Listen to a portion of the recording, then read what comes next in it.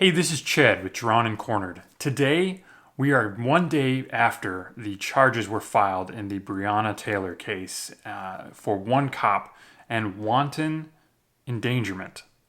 No other charges were filed. There was no murder charges. There was no manslaughter charges. None of the officers or any of the officers that had shot Breonna Taylor and killed her are going to face any charges of any kind. Now, this has upset a lot of people. This has put a lot of people back onto high alert. BLM has gone full tilt. There have been riots in Louisville. There have been riots back in Seattle, which have still continued all the way from George Floyd back in May. But I'm going to tell you today why the other three cases that are all high profile BLM cases from this summer are not going to end up any different. There are going to be no charges, or at least not type of charges that anybody would be satisfied with in these cases. First, we're going to start off with Daniel Prude, which is probably the latest one. He was going out, apparently had some sort of episode. His brother is the one who called the police. He ended up being found shoeless, shirtless, maybe even completely naked, depending on which report you're reading, by the cops. He was screaming that he had coronavirus. This occurred way back in, I want to say, early March that this came up. He said he had coronavirus. The cops were obviously on high alert.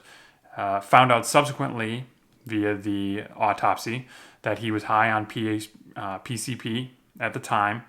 The cops put a mesh hood on him, essentially a spit hood, to make sure that he couldn't spit on them or wasn't coughing on them. It's a fairly common procedure for anybody who's pushing bodily fluids towards the cops. Put the mesh hood on him, had his head on the pavement, and he died. The notion that somehow this is going to go any different from any of these other cases is off, because nothing that the cops did was malicious, anything I guess out of the ordinary. The mesh hoods are completely common, especially as coronavirus was beginning. So all charges in that case are going to be dropped. There's not going to be anything going on. The county examiner ended up showing that the PCP was probably a major contributor to the cause of death, which again is also going to negate any charges. Now, these officers have been fired from the Rochester police force. That will mean that they will actually have a case against the New York police force or the Rochester police force and make all of that money back. They will end up suing for their jobs and get a ton of money out of that, which is a major error by that city for releasing them in that fashion before any sort of investigation had concluded or any sort of charges were ready to be filed. There will be no charges in that case. Following after that, we're going to go to Rayshard Brooks. Now, if you remember, Rayshard Brooks was the gentleman who fell asleep in the Wendy's parking lot because he was drunk. Got out of the car, had about a 40-minute conversation with the cops talking about what he was doing there, what the problem was, how much he had had. And then they went through the entire sobriety test with him there. Turned out that he was drunk. Upon trying to grab him for the DUI, he resisted arrest, wrestled with both officers, grabbed a taser from one, fired it at them, and ended up getting shot as he was firing the taser at the second officer as well. Again, this is another circumstance. Riding went crazy on this one. This was a huge issue. This was a red letter for BLM, and it's going to go nowhere. Both of these officers have been fired.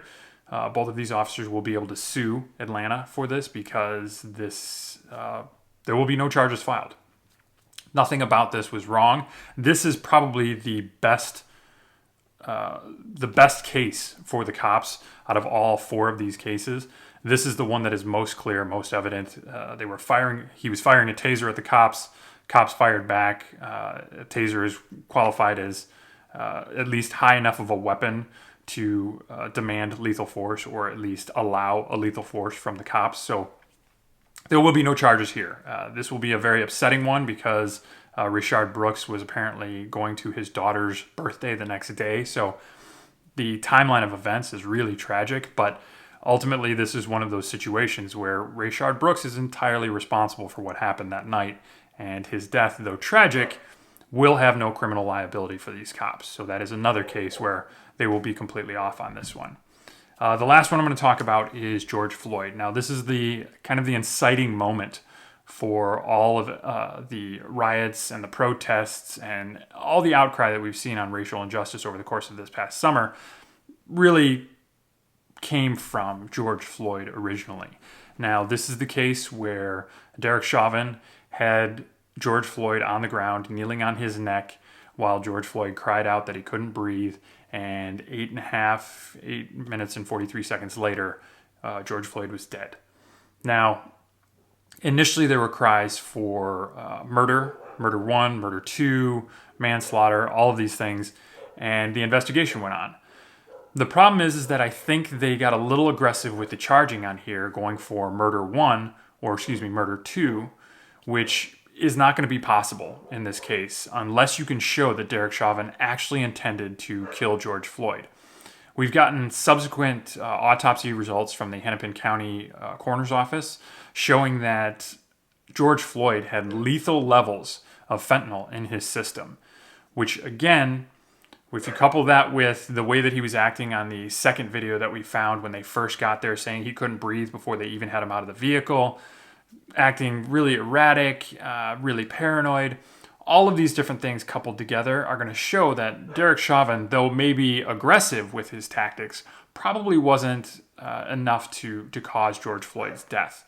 There will be arguments back and forth.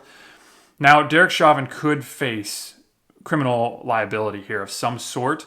It probably won't be a murder rap. It could be over aggressive behavior or 100 other things that could come down there that'll be lower down that level. The problem is that though that would probably be justified, it will not be sufficient to satiate those who were demanding a murder call for him. So even if he does get charged in this, it will not be enough to make this seem satisfactory to those that were crying out. That's where we get into where this is really going to start spiraling out of control. As we've already seen with Breonna Taylor, when those charges came down or lack of charges came down, it just tore that wound open all over again. We're going to see a lot more calls for the racial injustice side. We're going to see a lot more calls for taking to the streets and civil unrest because of all of these coming down. When all of these come down as not guilty, or at least less guilty than people actually wanted, we're going to have some serious problems on our hands. Just so you know, and you're ahead of the game, that's what I'm saying is going to happen in each of these cases. Each of these other three are going to be unsatisfactory results to the mob that is out there. I appreciate you watching Drawn and Quartered. Now you've got your daily drop. We will be doing episodes like this probably every day during the course of the week. If you like what you're seeing here, definitely subscribe. Definitely take a listen to the podcast. We're also over on YouTube. We will be doing initially a rollout of specific issues and the facts behind it, and then our take on those specific issues. We'll go through abortion and gun control and taxes and different things of this nature, so you have a grounding before we get into our analysis of it. If you have any questions, check out the comments, or you can always get in touch with us at drawnandcornered@gmail.com. Thank you very much. See you on the next one.